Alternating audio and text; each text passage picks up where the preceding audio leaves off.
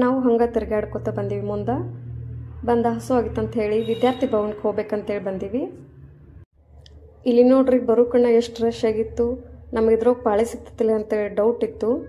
ಇಲ್ಲಿ ಏನು ರೂಲ್ಸ್ ಅಂತಂದ್ರೆ ಮೊದಲ ಟೋಕನ್ ತೊಗೋಬೇಕು, ಆಮೇಲೆ ಒಳಗೆ ಬಿಡ್ತಾರೆ ನೋಡ್ರಿ ನಮಗೆ ಟೋಕನ್ ನಂಬರ್ ಪ್ರಕಾರ.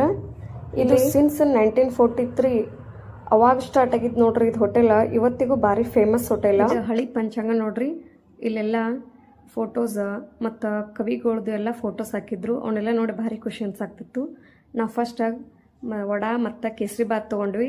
ಆಮೇಲೆ ಮಸಾಲೆ ದೋಸೆ ಚಟ್ನಿ ತೊಗೊಂಡ್ವಿ. ಮಸಾಲೆ ದೋಸೆ ಚಟ್ನಿ ಅಂಕರ ಭಾರಿ ಇತ್ತು ನೋಡ್ರಿ. ಪ್ರೈಸ್ ಏನೋ ಅಷ್ಟೊಂದು ಹೆವಿ ಇರಲಿಲ್ಲ, ಪ್ರೈಸ್ ಕರೆಕ್ಟಾಗೇ ಇತ್ತು. ಹೊಟ್ಟೆ ತುಂಬ ತಿಂದ ಮತ್ತು ನಾವು ಮನೆ ದಾರಿ ಹಿಡಿದ್ವಿ. ಇವತ್ತು ಎಲ್ಲಿ ಮಳೆ ಬರ್ತೈತೆ ಅಂತ ಹೇಳಿ ಅಂಜಿದ್ವಿ, ಕರೆ ಮಳೆ ಏನು ಬರಲಿಲ್ಲ, ಅದೊಂದು ಪುಣ್ಯ. ಇವತ್ತಿನ ವ್ಲಾಗ್ ಇಷ್ಟಿತ್ತು.